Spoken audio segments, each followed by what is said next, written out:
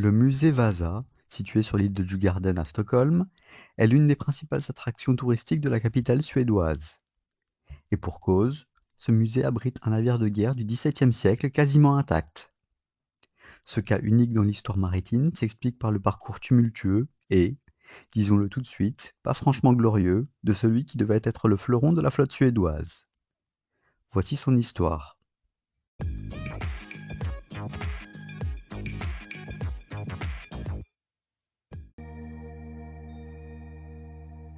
Considéré comme l'un des plus grands rois de Suède, Gustave II Adolphe monte sur le trône en 1611. Il est alors le lointain héritier de son aïeul Gustave Ier, fondateur de la dynastie Vasa, qui rendit la monarchie suédoise héréditaire en 1540.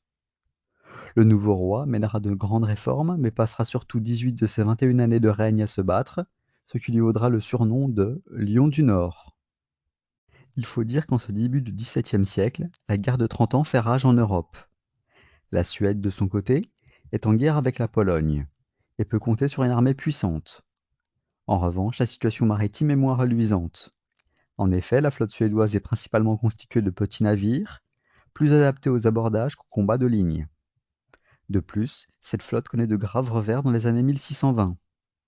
Ainsi, en 1625, 10 navires suédois sombrent au large de Riga, après avoir été pris dans une tempête. Alors que 2 ans plus tard, la flotte suédoise est surclassée par les Polonais, qui s'emparent même du vaisseau amiral de la flotte, le Tigern. Cette situation est inacceptable pour l'ambitieux Gustave II, qui doit faire face à de nombreux rivaux dans la Baltique, tels que le Danemark, la Pologne et bien sûr la Russie. Le roi, qui a remarqué le développement de nouveaux canons plus puissants, va profiter de l'opportunité offerte par cette nouvelle artillerie pour ordonner la construction d'une série de 5 puissants navires destinés à contrôler la Baltique.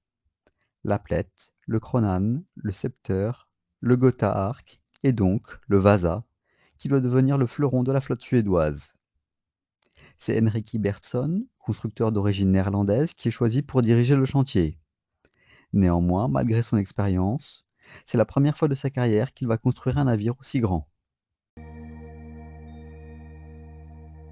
La construction de l'imposant vaisseau se fait dans les chantiers navaux de Stockholm, où près de 400 artisans travaillent d'arrache-pied. Cependant, de nombreux écueils viennent compliquer l'avancée des travaux. Lorsque la commande des 5 navires est lancée, la construction d'un premier vaisseau, plus petit que le Vasa, est entamée. Cependant, le roi souhaite que le Vasa soit prioritaire. Résultat, afin de ne pas gaspiller de temps et d'argent, les constructeurs vont repartir du navire en construction et allonger sa quille de 8 mètres.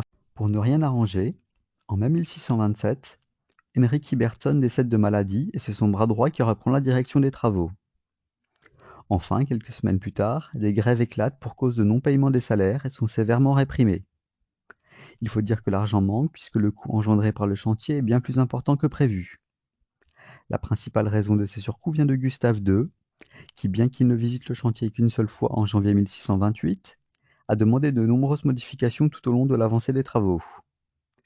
On note notamment la volonté d'aligner 72 canons sur 2 ponts, au lieu des 36 initialement prévus, ainsi que la somptueuse décoration du vaisseau, inspirée de mythologie grecque, romaine et égyptienne, mais également de personnages bibliques. Malgré ces péripéties, le navire est lancé le 10 août 1628. Pour cela, il est remorqué depuis son chantier naval pour être officiellement lancé à Stockholm devant plusieurs milliers de badauds qui sont regroupés sur les quais. De nombreux ambassadeurs venus de toute l'Europe sont également présents pour admirer le départ du fleuron de la flotte suédoise. En revanche, Gustave II, toujours en campagne en Pologne, n'est pas présent.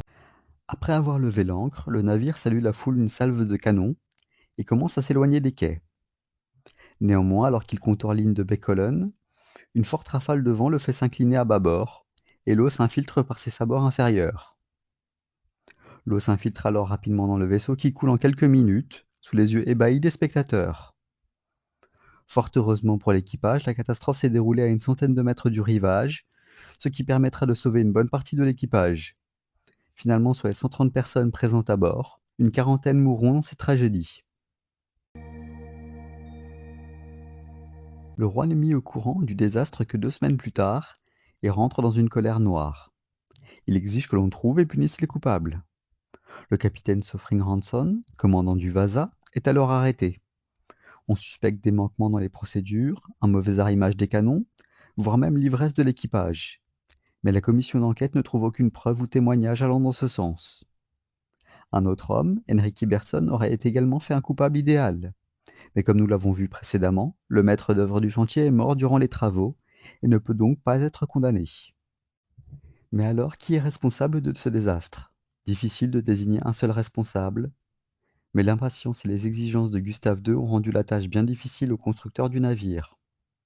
Le poids supplémentaire des canons et la décoration, ainsi que l'ajout d'un pont sur une coque prévue pour un navire de petite taille, ont eu un impact très négatif sur la stabilité d'un vaisseau, dont le centre de gravité était beaucoup trop haut et le lestage insuffisant. Sur la fin des travaux, un test de stabilité mené en présence du vice-amiral Klaas Fleming avait pourtant montré que le navire n'était pas stable, mais aucune action n'avait été entreprise pour corriger les défauts de conception. Alors que l'enquête est clôturée, aucun coupable n'a été désigné et le désastre est qualifié d'acte de Dieu, ce qui arrange tout le monde.